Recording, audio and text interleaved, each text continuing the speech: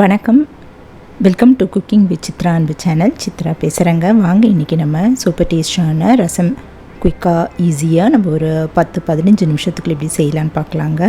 தக்காளி ரசம் எப்படி செய்யலான்னு பார்க்கலாங்க. இது நம்ம சூடான சாதத்தில் போட்டு சாப்பிட்டா அவ்வளோ அருமையாக இருக்குங்க. நம்ம வேறு எதுவுமே சாம்பார் எதுவுமே பண்ண தேவையில்லை. இது ஒன்று மட்டும் இருந்தாலே போதும். இப்போ வாங்க இது எப்படி செய்யலான்னு பார்க்கலாம். இதுக்கு என்னென்ன தேவைன்னு பார்ப்போம். இப்போ ஒரு நெல்லிக்காய் சைஸ் அளவு புளி தண்ணியில் 10 நிமிஷம் முன்னாடியே ஊற வச்சுக்கலாங்க. போட்டுட்டு ஊற வச்சிடலாம். ஒரு 1/4 கப் அளவு துவரம்பருப்பு நம்ம குக்கரில் வேக வச்சு இறக்கி வச்சுப்போம். 2 தக்காளி, பூண்டு ஒரு 4 பல், 1 ஸ்பூன் மிளகு, 1 ஸ்பூன் ஜீரகம் இதெல்லாம் எடுத்து வச்சுக்கலாங்க. கொஞ்சம் கருவேப்பிலை, கொத்தமல்லி, காஞ்ச மிளகாய் ஒரு 4 எடுத்து வச்சுருவோம்.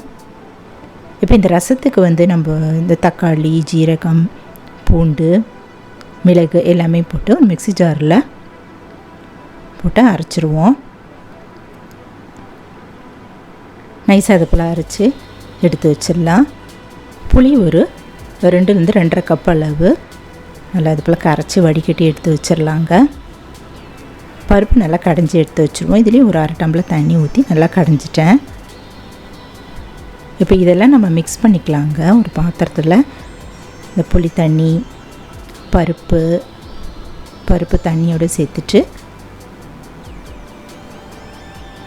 இப்போ நம்ம அரைச்சி வச்சுருந்த தக்காளி விழுது அதையும் இதில் சேர்த்துக்கலாம். இன்னும் ஒரு 1/2 டம்ளர் தண்ணி கூட இதில் ஊற்றி கலந்துட்டு சேர்த்துக்கலாங்க.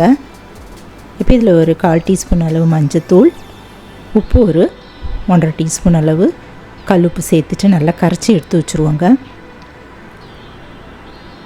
இப்போ அடுப்பில் ஒரு கடாய் வச்சுட்டு அதில் ஒரு 3 ஸ்பூன் அளவு ஆயில் ஊற்றிட்டு எண்ணெய் நல்லா காஞ்சதும் பெருங்காயம், கடுகுலாம் போட்டு தாளிச்சிருவோம்.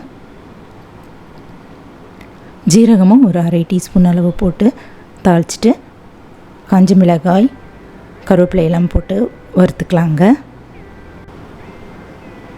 இப்போ நான் கலந்து வச்சுருக்கிற இந்த தக்காளி, இந்த புளி தண்ணி எல்லாத்தையும் இதில் ஊற்றிடலாங்க. ஊற்றிட்டு மீடியம் ஃப்ளேமில் வச்சுட்டு நம்ம ஒரு 10 நிமிஷம் நல்லா கொதிக்க வச்சுக்கலாம். இதை நல்லா கொதி வரட்டும், மூடி வச்சிடலாங்க. இப்போ நல்லா கொதிக்க ஆரம்பிச்சிருச்சு. சூப்பர் டேஸ்டான தக்காளி ரசம் தயாராகிடுச்சுங்க. இது மேலே கொத்தமல்லி தழைகள் இருந்ததுன்னா அதை கட் பண்ணி தூவிட்டு நம்ம ஸ்டவ் ஆஃப் பண்ணி இறக்கி வச்சிடலாம்.